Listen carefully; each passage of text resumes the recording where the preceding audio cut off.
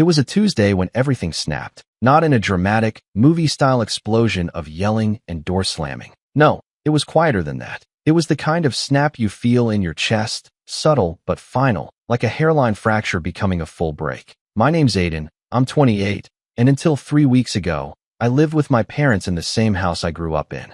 It wasn't ideal, sharing a roof with your folks at nearly 30, but I had a plan.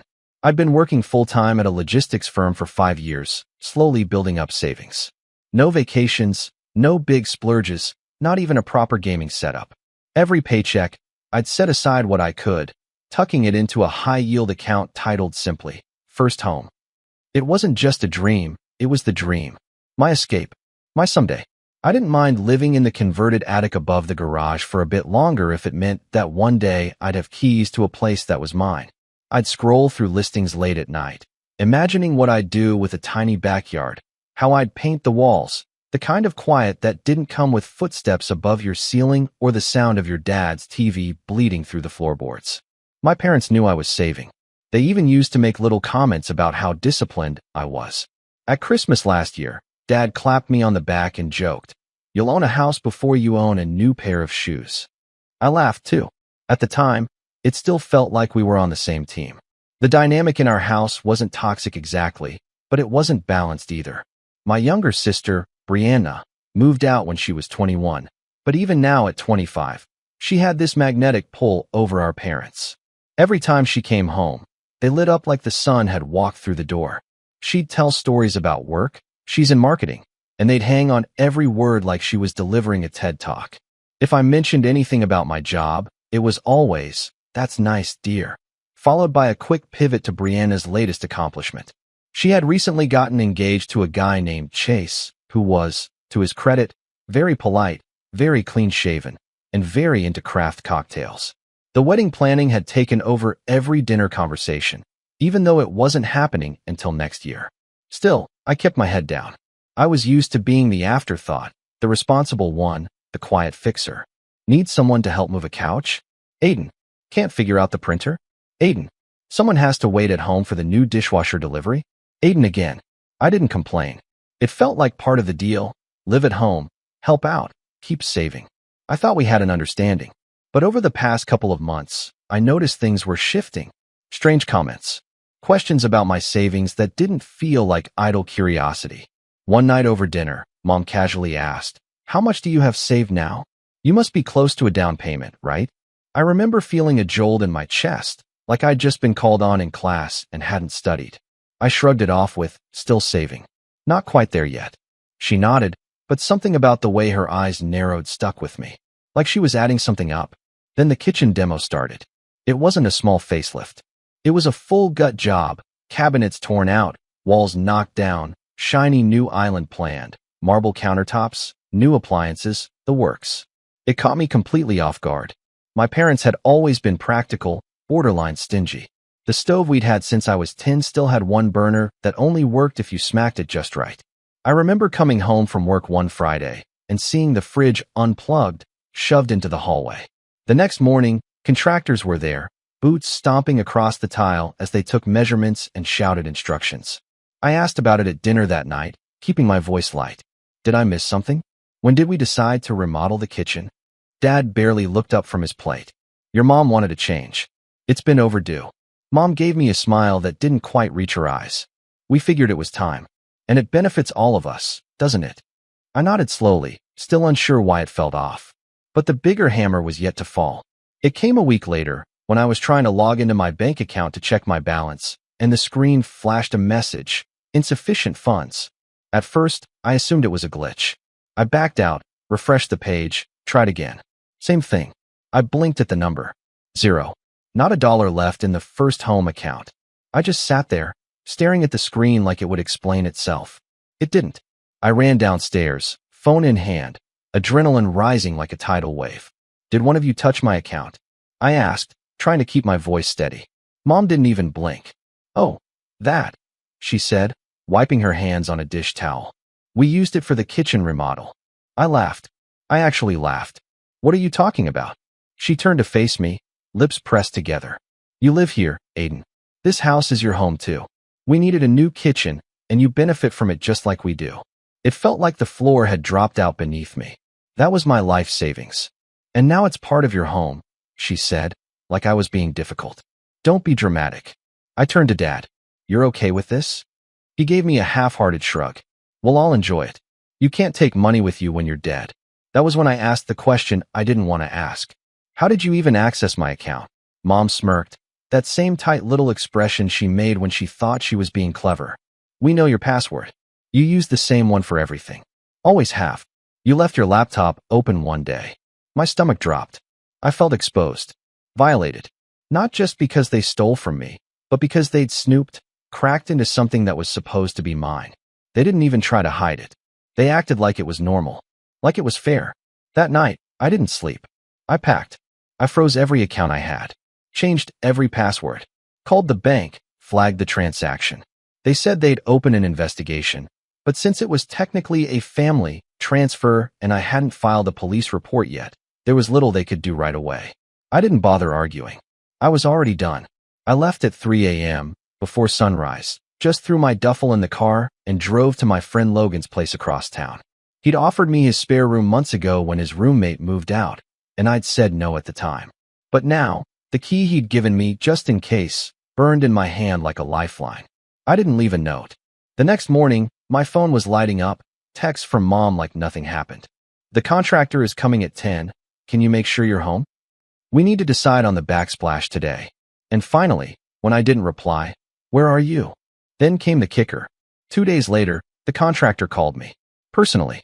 I had no idea how he got my number. Hi, Aiden. Your mom said you'd be handling payment for the counters this week. Just wanted to confirm the transfer time so we can stay on schedule. I didn't even respond. I stared at my phone, heart pounding, as the realization hit me harder than anything else had. They weren't done taking.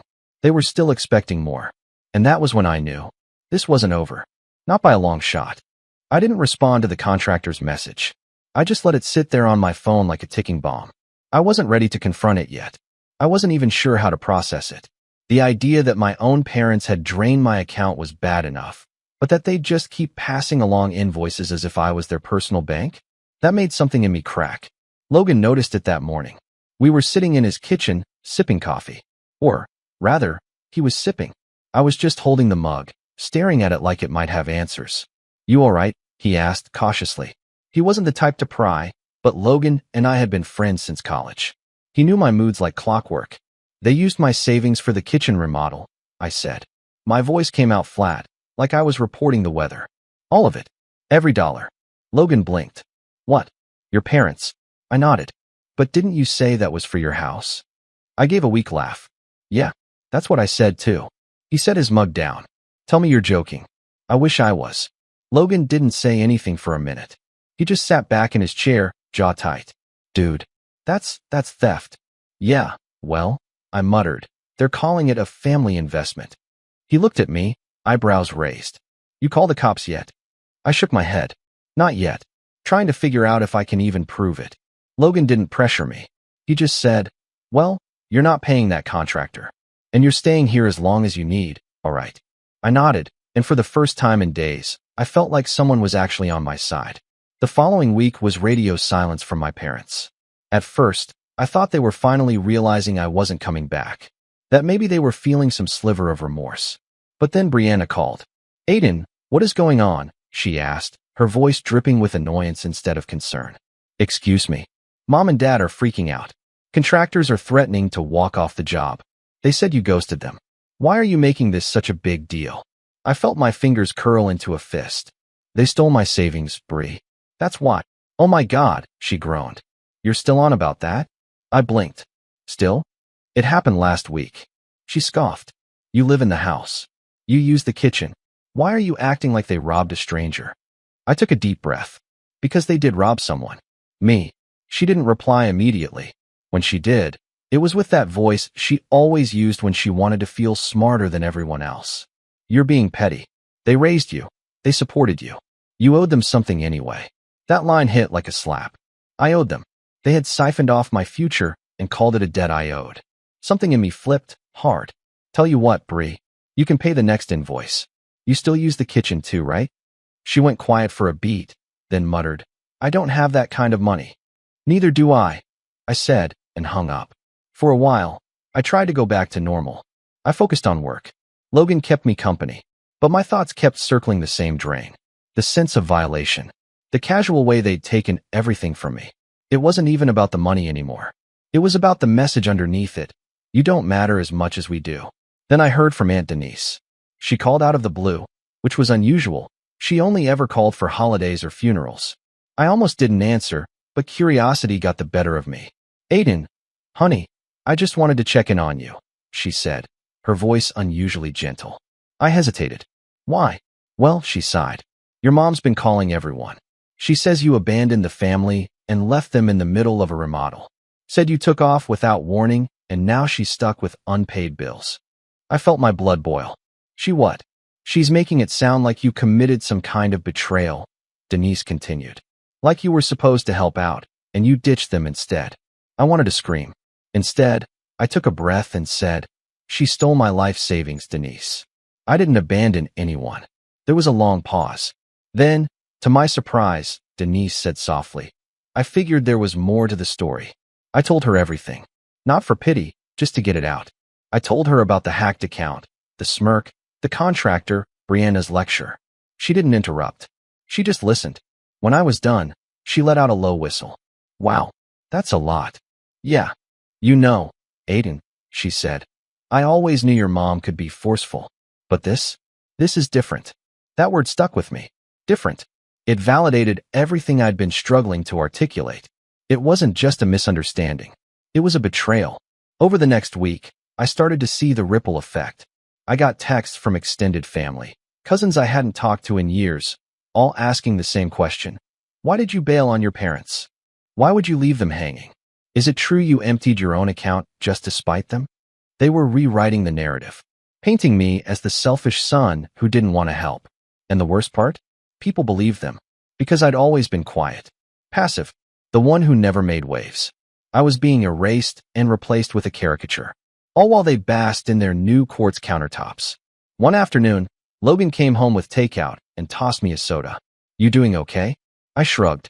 As okay as I can be while my parents tell everyone I'm some financial terrorist. He chuckled. That's a hell of a title. I smiled weakly. Then my phone buzzed again. This time, it was an email. Subject line, payment reminder, final notice. It was the contractor. Again, he'd attached the invoice. And this time, he CC'd me and my father. I scrolled through the email, heart pounding, and then froze. There it was. A copy of the signed estimate, with my name on it. Except, I never signed anything. I printed it out and looked closer. The signature was close. It even matched how I signed. But I knew my own hand. I never authorized that. I never even saw that document. They forged my signature, I whispered. Logan looked up. What? They forged my signature to make it look like I agreed to pay for the counters. He stood slowly, eyes hardening. That's illegal, dude. I nodded slowly, a mix of fear and fury building in my chest. I sat down, printed another copy, and opened a new folder on my desktop. For the first time, I wasn't just reacting, I was documenting. Screenshots, emails, texts, call logs. I filed a fraud report with my bank. I called the contractor and told him, flatly, that I had not signed that estimate, and that any future invoices would be considered harassment. He didn't reply, but the next morning, I got another call. This time from my dad. Aiden, he said, tone sharp. What the hell did you tell the contractor? I didn't answer right away. Do you have any idea how embarrassing it is for us to get a call like that? We trusted you. That was the moment. That exact sentence. We trusted you. I almost laughed. You trusted me? I said quietly. You hacked my account. You stole my savings. You forged my signature. And you trusted me. There was a beat of silence. Then he said, well, maybe if you weren't so selfish, we wouldn't have had to. That was it. The final crack. Something broke wide open inside me. All the years of brushing things off, of letting them take without pushing back, of being the good son, the patient one, the afterthought. I wasn't going to be their ATM. I wasn't going to be their scapegoat. Not anymore. And that's when I started making real plans. Plans they wouldn't see coming. I didn't sleep much the night after my dad said, maybe if you weren't so selfish, we wouldn't have had to. The words repeated in my head like a skipping record. I laid in Logan's guest room, staring at the ceiling fan spinning slowly above me, feeling like the world had turned inside out. They stole from me, lied about it, forged my signature, tried to bury me in debt. And when I pushed back, they made me the villain. That was the bottom. The moment it all finally sank in. Not just what they did, but what it meant. I wasn't going to get an apology. There was no lesson they'd suddenly learn, no warm family reconciliation scene waiting in the third act. They believed they were right, justified, righteous, even. And that realization, that hollow, bitter truth, wasn't just painful. It was freeing. That night, around 3 a.m., I got out of bed, made a list, and for the first time since leaving home, I stopped reacting to them and started focusing on me. Step 1. Get my money back, or as close to it as I could. The fraud claim I submitted to the bank was still under review, and I wasn't holding my breath. Technically, the transfer had been from me to a household account, which blurred the lines for them. But the forged signature? That was a different story. I scheduled an appointment with a lawyer the following week, someone who specialized in financial abuse and family fraud. Logan's coworker had gone through a messy inheritance battle and highly recommended the guy, an older attorney named Harold, who looked like he hadn't smiled since 1993 but had eyes like a hawk. He took one look at the forged document and said, "We can work with this." Hearing that alone felt like breathing after being underwater too long. Step 2. Get out of survival mode. I'd been drifting emotionally, eating whatever Logan had in the fridge, answering work emails mechanically, avoiding social media like it was poisoned. But slowly, I started reclaiming my rhythm.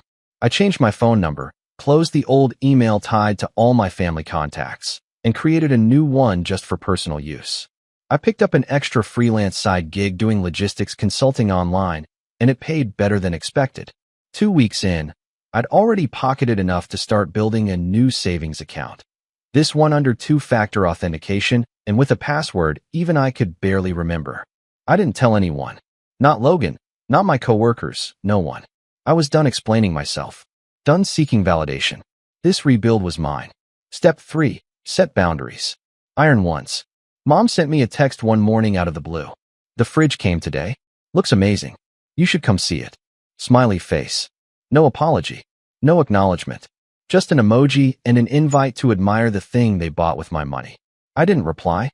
She followed up 3 days later. "Brianna's coming over Sunday for dinner. You're still welcome, you know." I stared at that one for a long time. Welcome. Like I was a guest in a home they gutted me to renovate. I didn't block her. I just muted the thread. No more giving their words real estate in my head. Around that time, Logan came home from work one evening holding a 6-pack and 2 burritos. "You are not going to believe what I found," he said, plopping down at the kitchen table and pulling up his laptop. It was a real estate listing. A small one-bedroom condo about 20 minutes away. Nothing fancy, no backyard, no fireplace, no Instagram-worthy lighting, but it was clean, well-maintained, and more importantly, affordable. "Thought you might want to look," he said.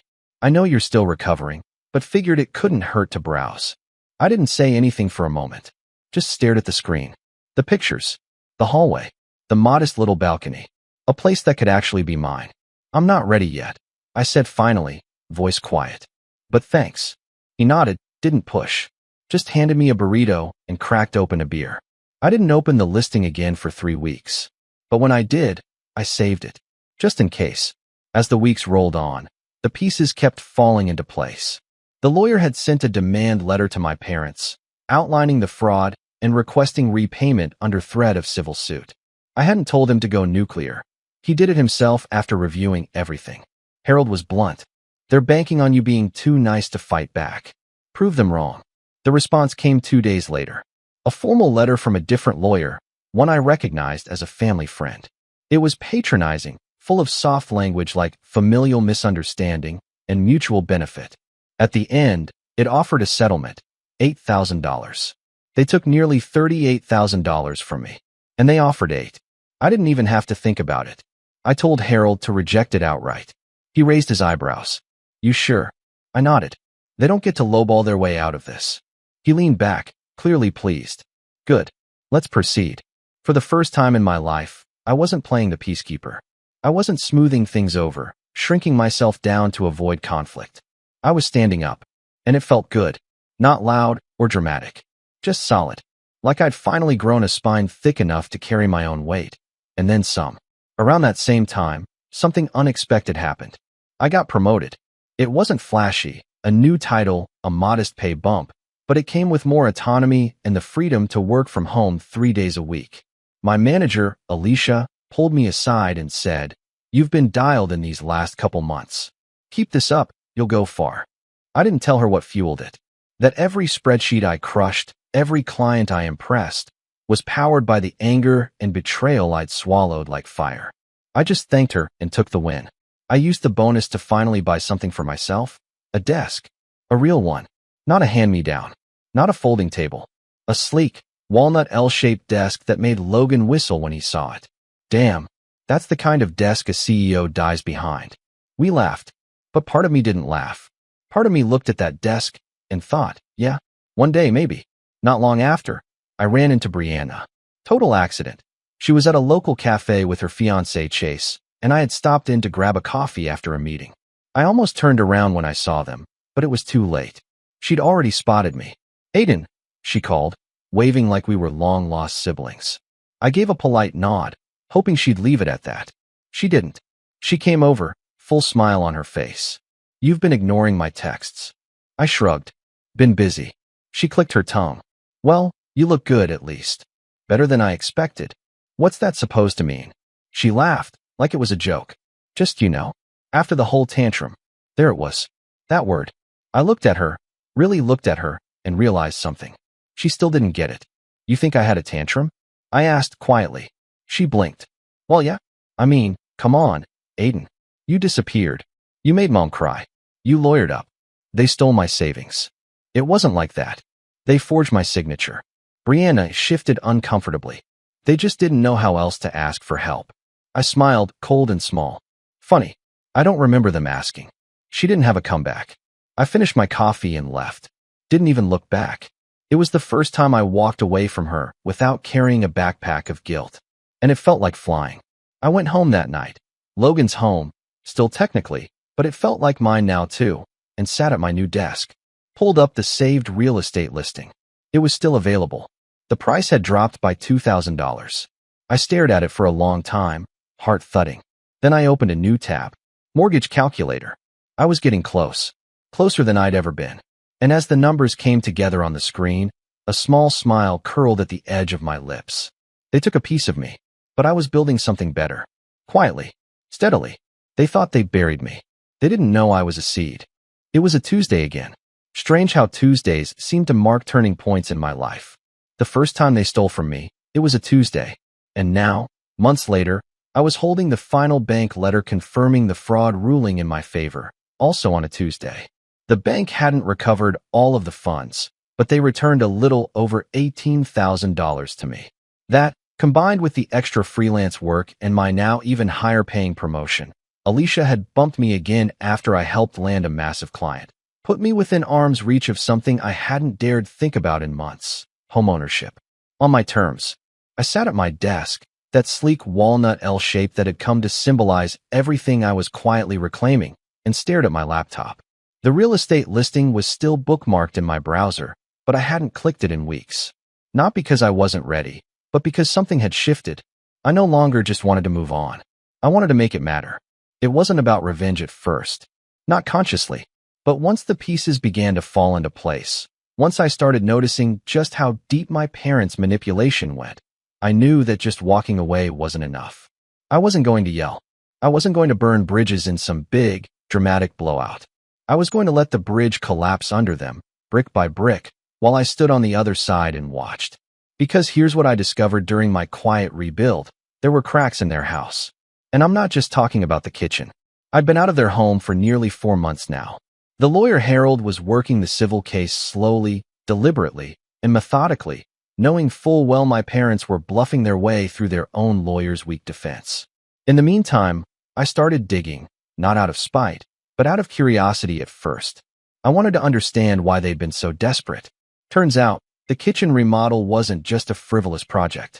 It was a bandage, a cover-up for the fact that they were trying to refinance the house to offset other debts. I found out by pulling property records. See, after the forged invoice stunt, I realized I needed to look at everything. So I requested copies of the title records for the house and noticed something strange. A second mortgage had been taken out just months before the kitchen remodel began. That second mortgage hadn't been publicized to anyone in the family, and it was oddly timed. It had nothing to do with student loans or home repairs. Then I looked deeper, and what I found made everything click. It wasn't about me. It was about Brianna. More specifically, her wedding. Chase and Brianna had picked a venue way out of their league. Some ridiculous winery-turned-resort 2 hours north of the city, with a rustic barn aesthetic and a private chef. I hadn't asked many questions before, but now I started pulling threads. According to public records, my parents had co-signed on a private loan Chase took out for part of the venue cost. I blinked at the screen. That loan defaulted 2 months ago. So now, not only were my parents on the hook for their own debt, but for Chase's too. That explained the desperation. They'd siphoned my savings not just for a kitchen, but to buy time. They'd used it to appease contractors and keep their finances afloat long enough to avoid default. And they hadn't even told Brianna. I confirmed that later in a very casual, very strategic conversation with her while she gushed about cake tastings over a chance encounter on the sidewalk. She still believed the wedding was fully funded by a smart investment my parents made years ago. No clue it came from my bank account. No clue the roof over their heads was being quietly chipped away with every overdue payment. No clue that the kitchen remodel was just a smokescreen. The moment I understood that, something inside me settled. This wasn't just revenge anymore. This was exposure. A surgical unmasking. They built a lie so elaborate they forgot one thing. I wasn't stupid. I was quiet. I played the long game.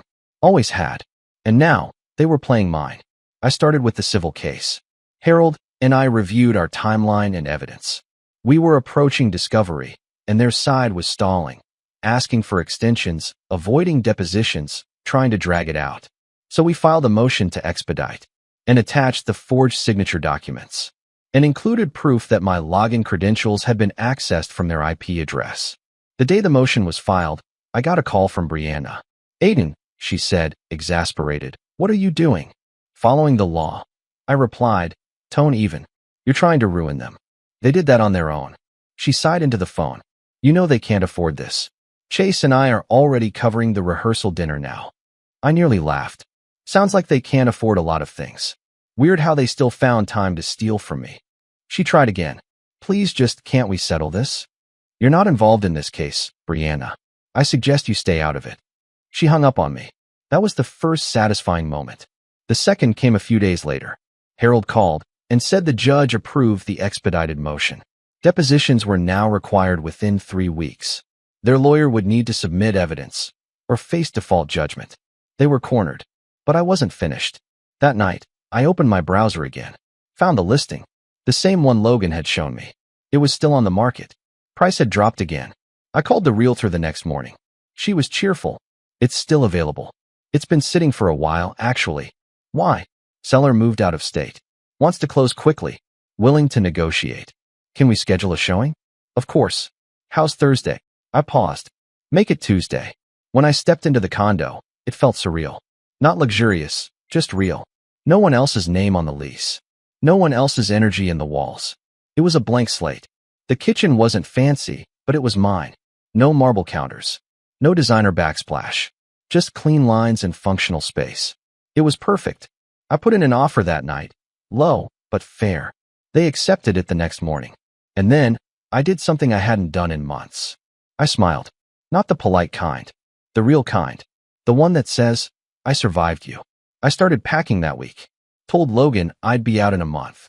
He tried to look disappointed, but he couldn't hide the pride in his face. "You're really doing it," he said. "Starting over." "Not just starting over," I said, half smiling. "I'm setting the stage." Because I still had one card left to play, and I planned to use it at exactly the right moment. Here's the thing.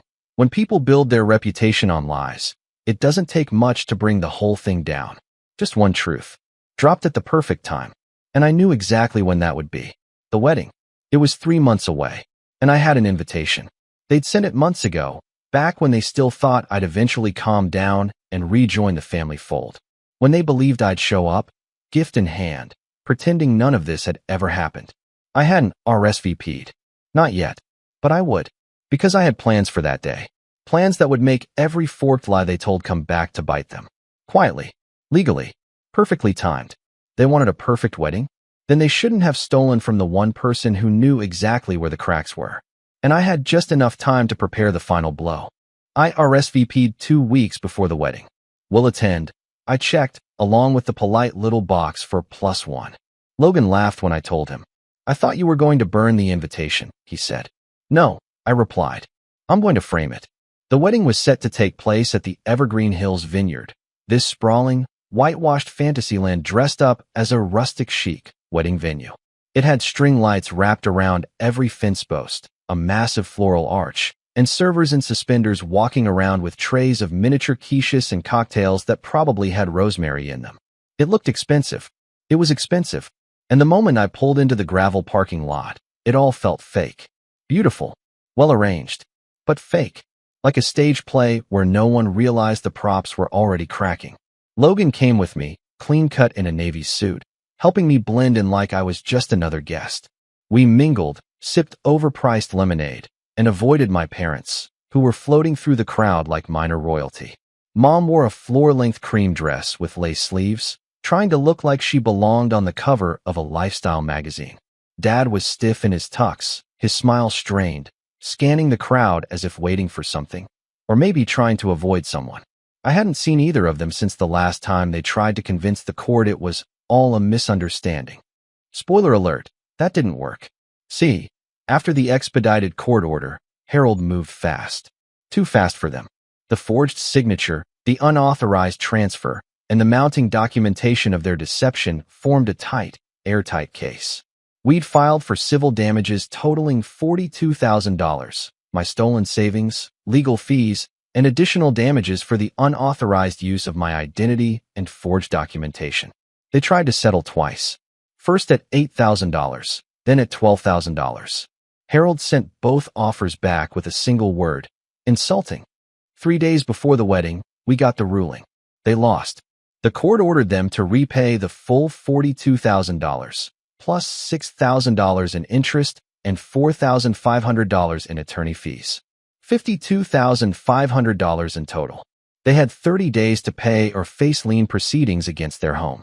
And that, in and of itself, would have been enough for some people. But not for me. Because what they did wasn't just financial. It wasn't just theft. It was betrayal wrapped in entitlement, tied with a ribbon of lies. So I didn't just want money.